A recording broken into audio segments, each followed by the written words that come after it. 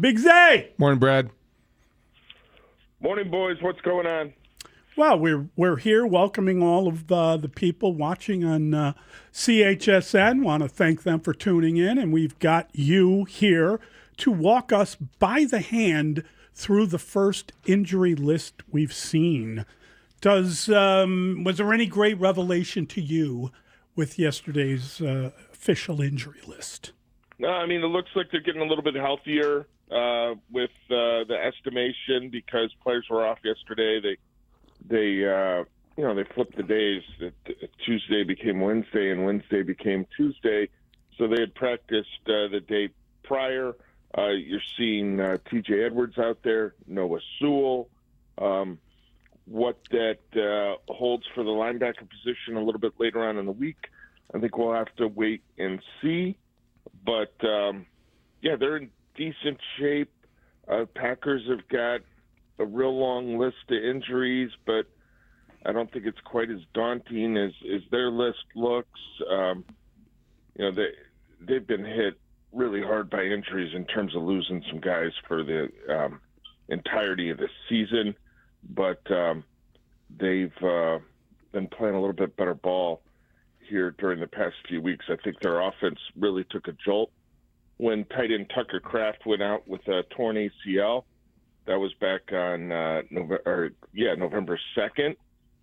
Maybe took them a few weeks to kind of sort through things without him because it certainly looked like the passing game kind of ran through the tight end Kraft, and they were much better, much more efficient last time out on Thanksgiving at Detroit. Brad, big picture, we were talking during the pick six. You look at the quarterback comparison between Jordan Love and Caleb Williams. I wondered what you thought of the question about what maybe Jordan Love does that Caleb Williams can't do or doesn't do, and maybe what Caleb Williams does, an element of his game that maybe Jordan Love doesn't do as well. When you look at those quarterbacks, how do they compare in your mind? Well, I mean, Love's highly accurate, right? And that's what Caleb's not right now. Love's completed, I think he's at about 67% for this season, and he's gotten a little bit of a jump actually in that area. When you look in comparison to his previous two full seasons as a starter, 23 and 24. So it's gone up a tick for him this season. Talking to people that have, watched the Packers play closely, he's been really locked in with some tight window throws. So I think that's what you see Caleb. That's where the Bears want to see Caleb get. He's not there now. And everybody knows about the accuracy stuff with him. He's got a ways to go with that stuff. And then I think conversely, Love's a decent athlete. He's not Caleb Williams though, right? He's nowhere near that. He's shown a little more interest in running this season than he did a year ago.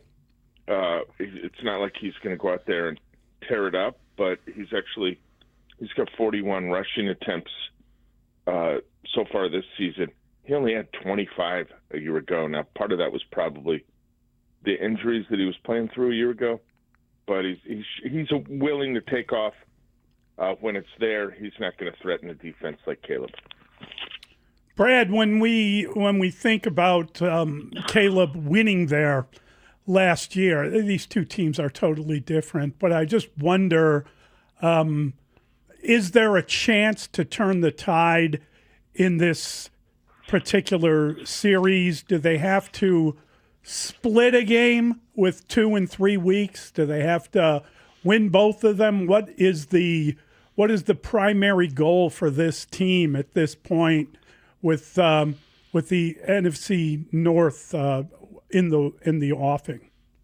Well, Ben Johnson will tell you that the only goal right now is to come away with a victory Sunday night at Lambeau Field. That's literally the only focus for him and his players. I think big picture, split gives them a chance to win the division, no question. Doesn't really leave them a whole lot of wiggle room.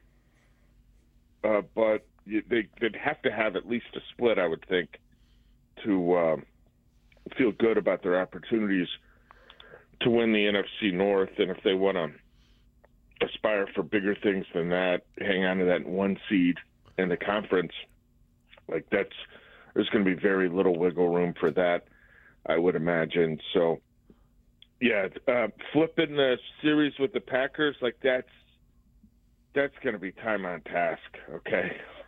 Right. This thing, and it used to be that the Bears had a really comfortable lead in the series in the all-time series with Green Bay, and between Favre and Rodgers, the Packers have absolutely backed that thing up and turned it around, and the Bears are going to have to be good in the series for an extended period of time to try to get that thing even back to knotted up again. Kyle Monangai on the list of injured players with an ankle. That may be a simulation. I wonder how the carries will be distributed again this Sunday, Brad, because it works so well, splitting them up evenly. I don't know that they're going to run 47 times. My sense is if Ben Johnson would, if he could again, if things are going well. But what are the expectations for Monangai, and how do you see that unfolding Sunday at Lambeau? Yeah, with Monangai, I mean, your hope is he's not limited because of something that happened on the practice field Tuesday, and I have no indication that is the case, so I'm not going to worry about that. But we've seen him on the report of late, here and there. Swift has obviously been on the report for, half the season, probably. Not on it this week. Yeah, I'd expect them to play both a lot, and maybe lean a little bit to the hot hand. It's going to be interesting to see how Ben Johnson wants to attack this Packers defense, specifically with the run game. Green Bay's been pretty good against the run this season. Not every week, though. Like Rico Dowdle went off on them back in that. I think that was the game that Kraft actually got hurt in, believe it or not. But they've got a lot of speed, and Ben kind of alluded to it on Monday when he talked about the respect that he has for the Green Bay defense, and he was naming off some of their individual players, Quay Walker and Edgerrin Cooper, linebackers that can really flow from sideline to sideline. So are they going to be better equipped to handle some of that outside zone that's been bread and butter stuff for that Bears offense this season? And that's a question I'm posing. That's not a statement I'm making. If the Packers are, does that lead the Bears to want to run between the tackles more, maybe some more power, which would also be a way to take advantage of an injury weakness for the Packers with Devontae Wyatt, their best defensive tackle, out for the season. They've got a pair of pair of rookies from Georgia that might be man in the middle now. Warren Brinson, who's a 6th-round pick, and his Bulldog buddy Nazir Stackhouse, who was an undrafted free agent this year. Those guys are going to be put in a difficult spot against a veteran offensive line. Brad, I'm just curious, generally speaking, when you talk about a player like Micah Parsons, the idea would be to run at him. Do you believe they're going to try to run at him or maybe try to use his speed against him? In other words, run a trick play toward him while he's cutting somewhere else. I mean, he seems like he has a lot of leeway to move wherever he wants to move within that defense. Yeah, I think Parsons is an all-around edge defender, and another reason why they've been pretty stingy against the run this season. Parsons and even Rashawn Gary, those guys can be an asset against the run too. So I think you listen. You got to mix it up because the Packers are going to be moving Parsons around. That's their chess piece. He's their closer. So you're going to see him in all sorts of different positions. But it could be a scenario where the Bears choose to try to be more downhill in their run game. I'm really curious to see how it plays out. Whether it's in the way they approach Sunday or the way maybe they coach and play in the game itself, Brad, what role does pressure play in their preparation or execution? And do you agree or disagree that really the Packers, I feel like, are the team under the most pressure Sunday? Oh, most pressure. Why? If you lose to the Bears at home, this stage of the season, then that's going to be a bigger outcry than if the Bears, the surprise team in the NFC, loses on the road to its rival. Right, but I think that's all external though. Like I don't think I don't know that the players and coaches are feeling the pressure that, hey, we can't drop this one because then we're going to be too far back. And there's just no way the Bears are operating in this realm where they think about the pressure. And frankly, I don't think the Packers are either. I mean, externally, it's an interesting discussion. And yeah, I guess you'd probably go with Green Bay because they're at home and they're trailing by the half game on account of the tie. So that would make sense. I'm curious, in your talking to different people around Green Bay, what have you heard about Matt LaFleur? In other words, I think we've got a pretty good feel for Ben Johnson. We've been watching him. We're getting a sense of who he is. What is it about LaFleur? What makes him tick? What do you think about the way he talked yesterday? It seemed like he was avoiding talking about Ben Johnson or not wanting to address that, but he did talk about a lot of people connected to the Bears and congratulated Dan Rochar. He mentioned Declan Doyle, but he didn't mention really anything about Ben Johnson. Yeah, I mean, listen, he's done a remarkable job there. Yeah. And to start out with 3 consecutive seasons where you're winning 13 games is really something.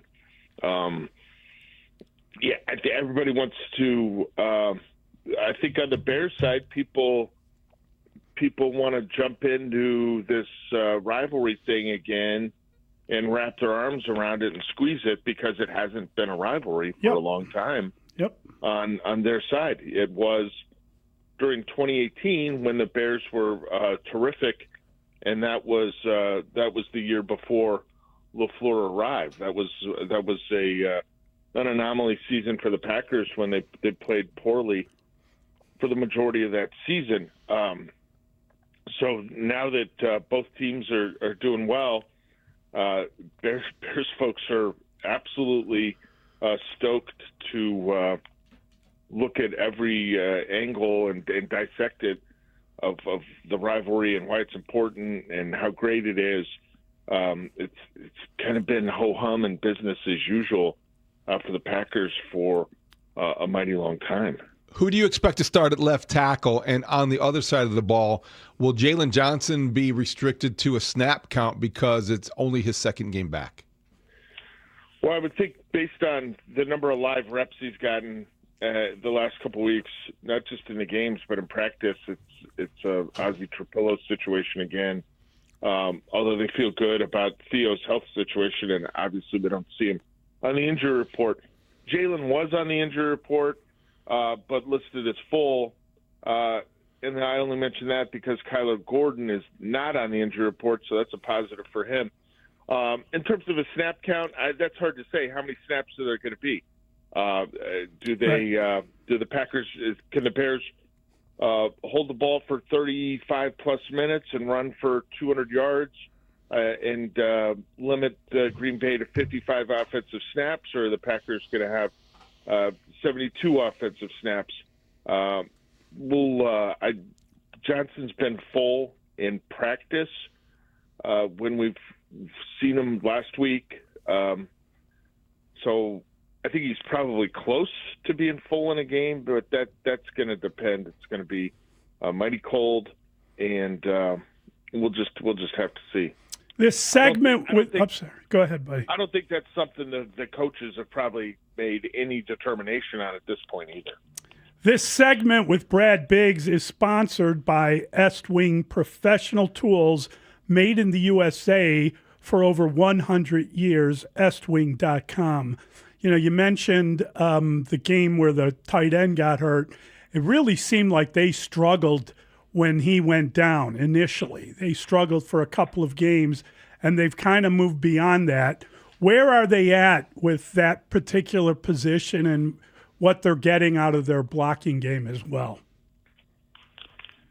Yeah, well, you're talking about losing a guy who, he was headed toward probably an all-pro season. Yep. The way, the whole passing game was going through him and was just super impressive. So now they lean on Luke Musgrave, who was a second-round pick a couple years ago, and when he arrived, I think the thinking was, here's a guy that has some offensive upside in the passing game. He's got a few opportunities here or there.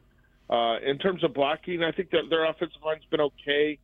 Josh Jacobs hasn't been at full strength for a while with the knee, and they had to swap out their center. Elton Jenkins, their center, was injured, so they had to make a move on the interior of the offensive line. But they've been all right, and like I said at the beginning, Love was pinpoint accurate last time out. That was on Thanksgiving. That was at Detroit, and the Bears have got to hope they can get him, off his spot with some kind of regularity. Like if you give Jordan Love time to throw, he's going to throw strikes. Like that will happen.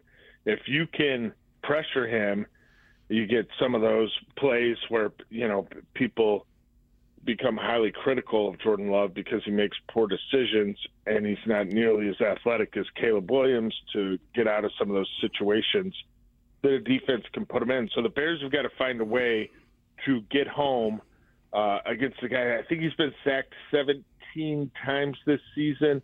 Bears have got to find a way to pressure him with some regularity because with time, again, he's highly accurate. Good stuff, Brad. Thank you, Brad. Have a great day, guys. You too. That is Brad Biggs, the football man of the Chicago Tribune.